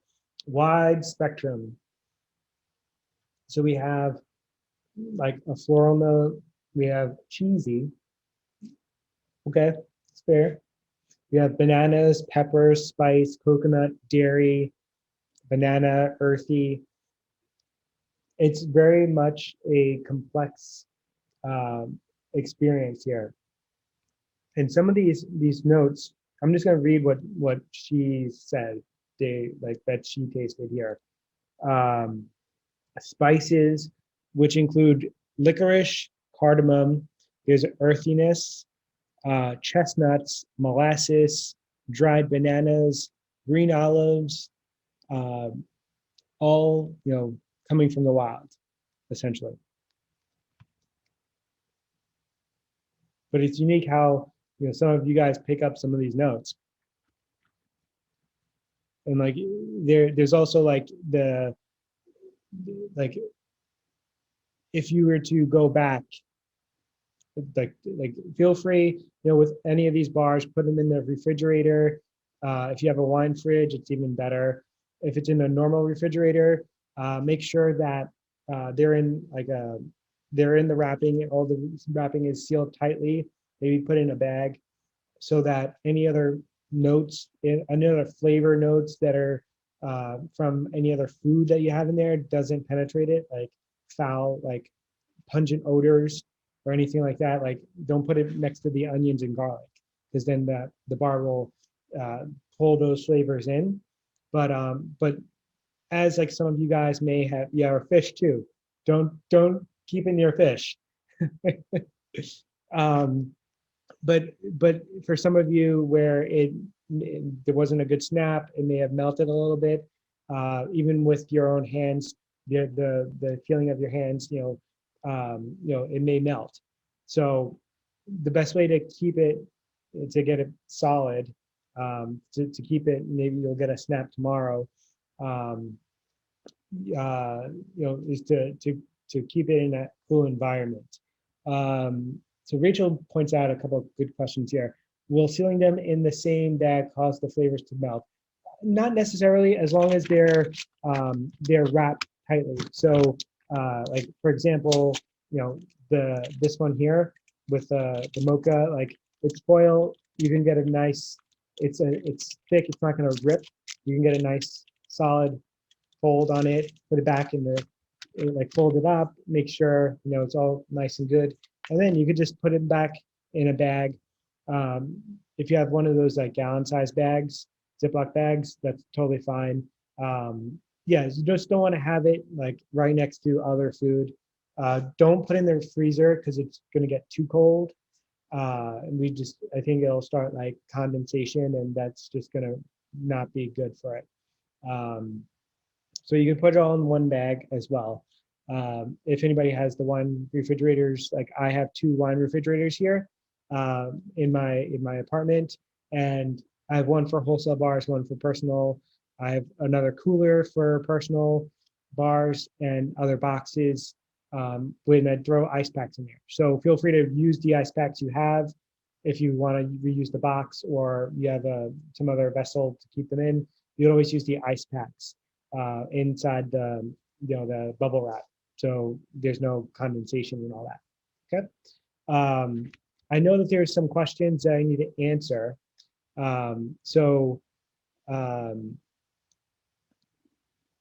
Yeah, so before I answer those questions, I do want to have everybody deliberate.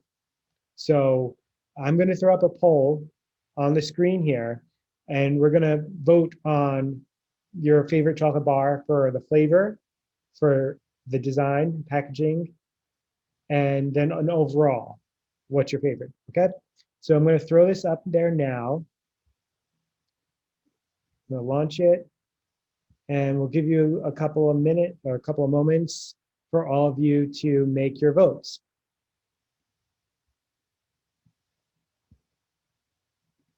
And while you do that, David, your question, yes, my brother is Joe from Fordham Prep. Yeah.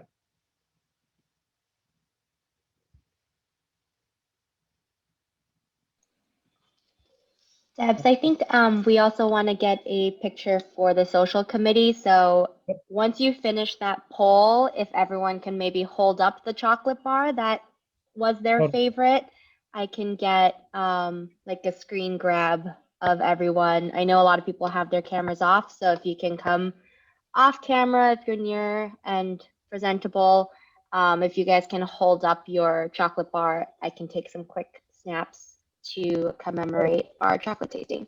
Yep. And so, yeah, after we do that, when we're done, I'll undo my my presentation when we're done. We have like 2 more slides to go to just wrap things up. Okay, I can do it after then. No problem. Yeah, I'll take it off so that everybody, you can try to get as many people on one screen. I don't know if you could do that. You may have to do 2.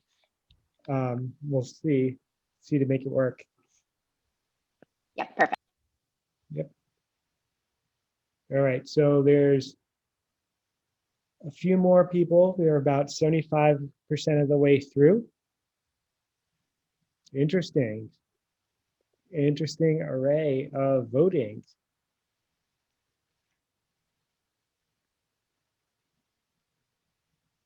All right.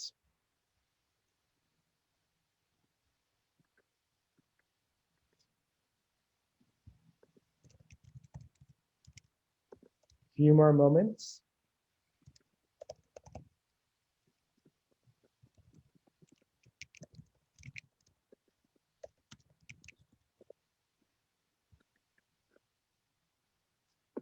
Lisa asks a really great question. Why did you have us taste from darkest to lightest? So it's a coincidence that it was dark to light. But the real reasoning behind it is we go from highest percentage of cacao to the lowest. And that is because when you have um, when you have a lot of sugar initially, right, it rips up, it affects your palate, right? And so if you were to taste in reverse order and you get to the 84%, you may have a completely different flavor experience, right? You could totally taste it however way you want it, but when we taste from highest to lowest, it'll be more gentle on your palate. That's a great question, though. And it's just it's a coincidence around the colors, how they actually got lighter as we put on. All right. So we have about 6 or 7 more people who haven't voted. I'll give it like another 20 seconds.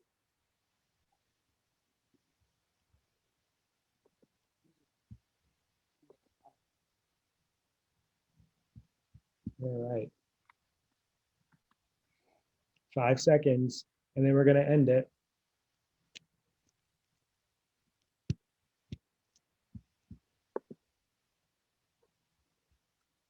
All right. So we're going to end it now. All right. And where does, all right, just move my screens over. All right. So we have our winners, and I'm going to share the results. All right. And here we go. So the winner of the flavor is the Mocha Origins Uganda, 72%. So 18 of, I don't even know how many, a little over 30 people, almost 30 people gave in their vote. So you have Uganda there, Mocha Origins for your favorite packaging, and then for overall bars, Mocha Origins for Uganda.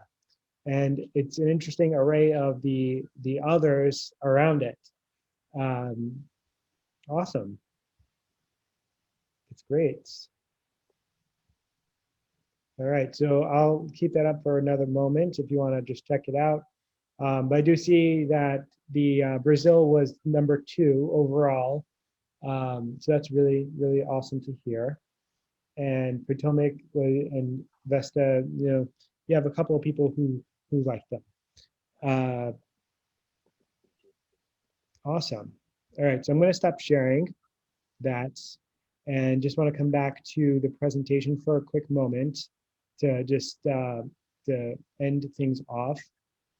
I know we have a couple of questions, so I will stick on and answer those.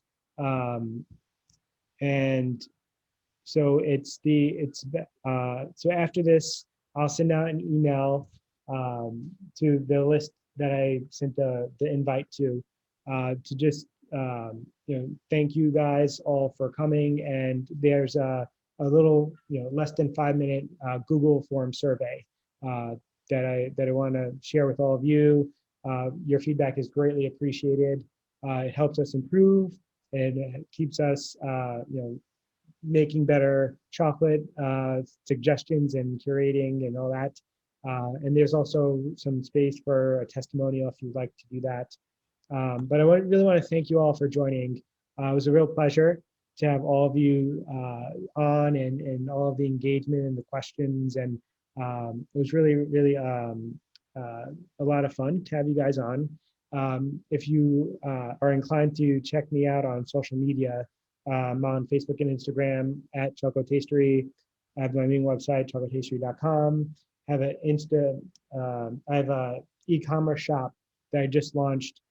So if anybody is curious around different bars from some of these makers or different makers overall, feel free to check out my site. There's a little discount code here for you guys as a little thank you if you want to continue your journey. And I'll send out this email. I'll include all this info in there. But I think it's right now, I think we want to do a group picture of whoever's left. So, so what I'll do is stop this. There we go. And then if you want to try, I don't know if you can get everybody, but you could try. Yeah, I could take 2 photos and then kind of splice them together like we did for the old one. So if everyone wants to grab their favorite bar or, you know, one of the pages that was sent over with like your ratings or whatever, everyone can prep for the photo and I can take one of us. So if you want to hold up your bar, I'll count down and take 2 photos, okay? So 3, 2, 1. And hold on, let me just get to the next page. Oh, okay. And, oh, wait, I gotta paste that photo. Hold on. Okay, and then 3, 2, 1. I don't know why I said 3, 2, 1 instead of 1, 2, 3, but that's fantastic. And Rich and Debs, if you guys want to do any closing remarks, and then I think that's a wrap for the event. No, I think we were just gonna thank everybody for joining us. It was great to have all of you here, especially, you know, obviously a big thank you to Glenn. Glenn, thank you so much for taking the time and spreading this wonderful chocolate around our Andersen community. I'm sure everybody really appreciates it. So thanks for coming, everybody. If you have any follow-up questions, you have Glenn's contact information, you have ours, obviously. And hope everybody has a good night. Yep. Thanks, everyone. Thank Good you. night. And if anybody, the other questions, if you want to stay on, feel free. I will go through those about, I think one was around choosing how do I choose to buy? So if you want, I could just follow up in the email on that. Or if you're on, I think you're still on. Yeah, you're still on. Yeah, there you go. So how do you choose what to buy when you go to Whole Foods? So at Whole Foods, there may be a lot of bigger company names or just big name companies, but there will also be craft chocolate makers. So given that you're in this area, right, New Jersey area, right, you'll definitely get some makers like Fruition, Sol Cacao, just to name a few, Raka. Some of these, like, just look for, if they do have a percentage, then definitely look into it. Just pick it up, look at it. A lot of those may be inclusion bars because they actually sell better than just, you know, pure chocolate and without inclusions.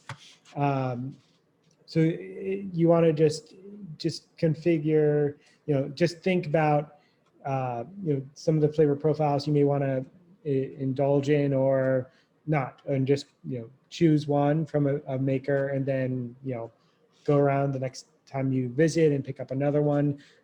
It's kind of like your own journey with it. But I would say that some aren't like in the same category, then you may notice that there's different price differences as well, right? There may be some, like most will be in like the $8 to $10 range. So the more expensive it is, the more likely it will be a craft maker, just because of the sheer nature of the costs involved and all that. Does anybody else have any other questions? No? All right. Well, thank you so much, guys. It was a pleasure.